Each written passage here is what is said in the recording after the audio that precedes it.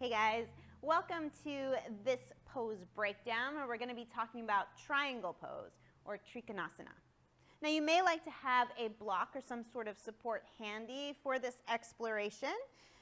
We're going to start in a wide stance. So you can start with the feet about a leg's length distance apart. That's something that you can play with. Scoot the feet out, scoot the feet in, see what works for you. But the leg's length is a good starting point. Feel your feet root to the floor. The knees are a little bit soft just so they don't lock. Muscles of the legs lifting up towards the hips, tailbone's a little heavy towards the floor. Core is engaged, so low belly zipping up. Shoulders relaxed. Crown of the head lengthening up towards the ceiling, but chin stays parallel to the floor. So I'm going to start on the right side. So I'm going to spin my right toes towards the front edge of my mat. The back foot, depending on how it feels for your back knee, can stay parallel to the back edge of your mat. You may like to spin the heel back a little bit, but feel both feet evenly root to the floor. Under the big toe, under the baby toe, at the heel, outside and inside edges of the feet. Let the toes be soft. You may even like to lift them up for a moment. Ooh.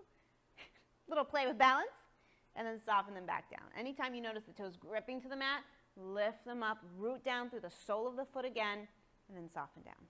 So for triangle pose, we're going to let this front hip drop down. So you can just kind of let it drop.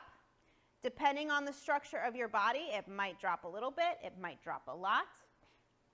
It doesn't really matter. Well, I mean, it does as far as how the pose looks and feels in your body, but it doesn't matter as far as your, whether you can do the pose or not, if that makes sense. But it is going to be different. So a lot of times when you see that kind of yoga journal, perfect triangle with their hand on the floor, it's because there's a lot of space to drop that front hip down and they don't have as far to go. So kind of play with that. Lift the hip up and drop it down. See what space you have to play with. So let this front knee be a little bit soft.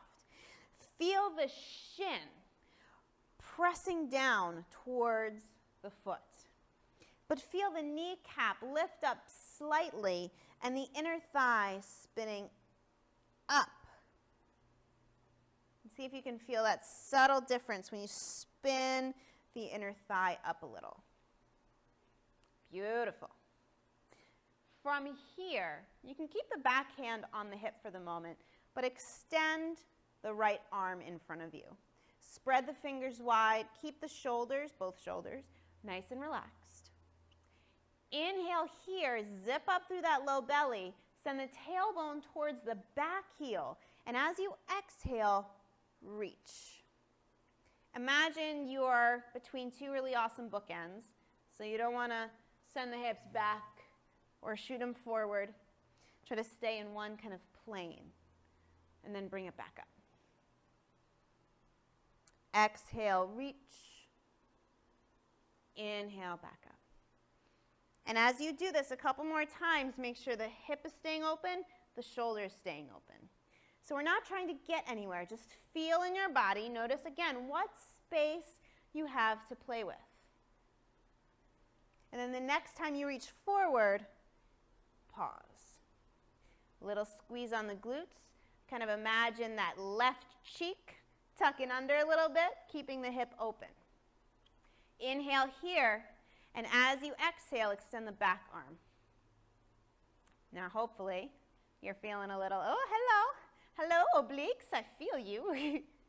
So, for the softest version of this pose, the most support, bring your right hand to your hip and reach your left arm up. You can look up towards that left hand, look forward, look down. This is a stronger version of triangle pose. We're not trying to get to the floor. Another option is to open the hands, the right hand in front of the right leg. Keep opening the chest, opening the hip, core engaged.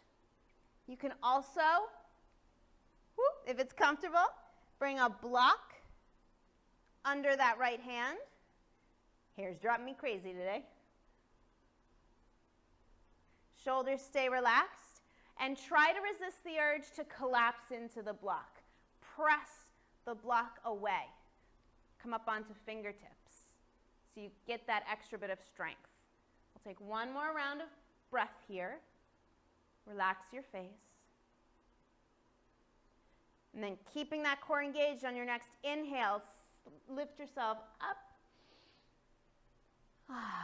Exhale, release the arms down. You can spin that right toe forward. Shake it out a little bit. Whoop. Drop a block. So as you may have noticed, there was no attempt in that triangle pose to get to the floor. For me, and for a lot of students I see, and you know, I'm a pretty flexible person, but for me to get my hand to the floor, and I can't stay with this nice alignment, with this strength through the core, with this kind of in between two panes of glass sort of alignment.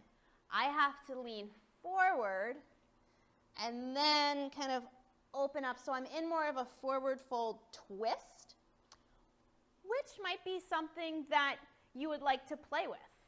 But my personal preference is to maintain the strength and stability of that between two bookends version of triangle pose. So I hope you enjoyed this video. If you have any questions, comments, disagreements, anything at all, please leave them in the comment section below, and I'll see you in the next one.